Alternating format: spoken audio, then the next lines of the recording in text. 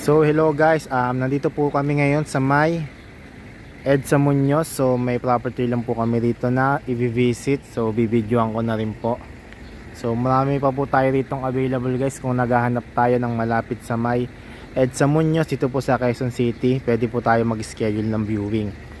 So let's go guys, sasabay na tayo sa mga kasamahan ko. So pupunta lang kami sa may model unit. Saan yung model?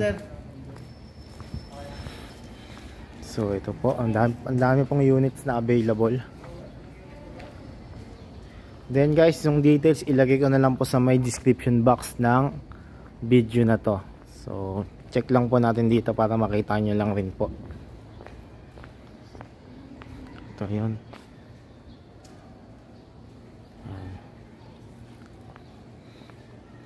Then meron pa sila ritong mga units.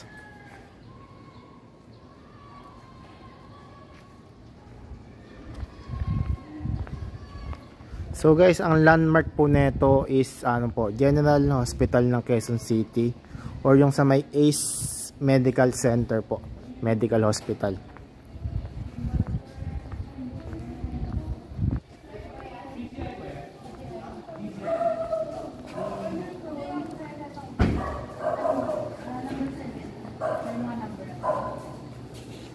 Number 7 day, pagpasok sa gate. Ito ngayon. Pagpasok sa gate eh. Ito ba yung gate? Nasa pa ang main gate? Playground. Ayan.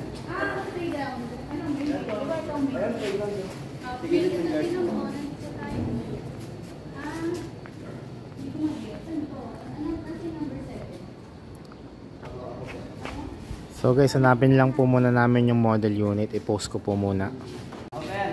So hello guys, continue ko lang yung video ko kanina. So kasi kanina break time pa, so hindi kami nakapasok sa unit. So ngayon, bukas naman na, pwede ko na pong videoan habang wala po yung mga kasama ko. So guys, bali once again yung details po neto ilagay ko na lang po sa may description box ng video. So pasok na tayo. So parking area good for 1 car park po. Pero malano naman po siya, kahit SUV kasya. So pagpasok po natin, so ito po, I think, so inaayos pa lang po talaga. Sige sir, okay lang po.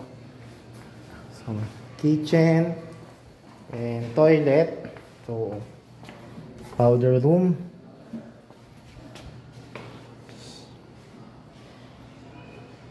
So ito siguro ano na po, magkasama na po yung ating living and dining area. So yun guys, dito siguro yung lalagay yung TV. So akit po tayo sa 2nd floor. Medyo madilim lang.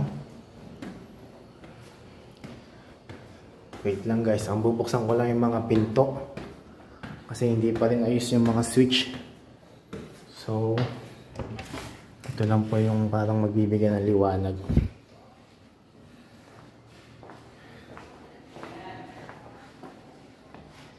So, ito guys yung ating first bedroom. So, built-in cabinet.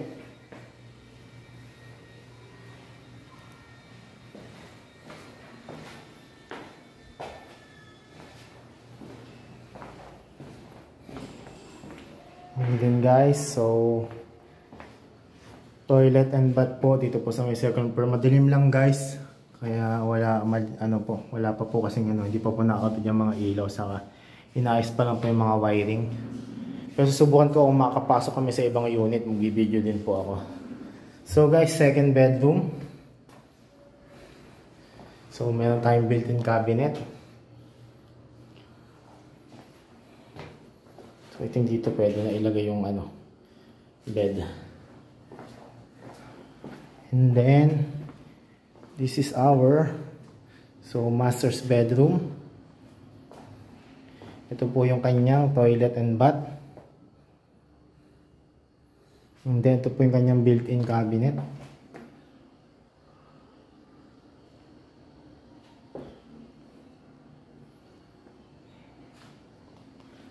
And then ito po yung loob ng ating master's bedroom. So hindi pa lang po ganun ka presentable. Susubukan ko po guys kung may mapapasok po kami na na unit na medyo maayos-ayos. So another video tour na lang rin po yun. So guys, hanggang dito na po ang ating video tour. Salamat po sa panonood. So ingat and God bless po sa ating lahat.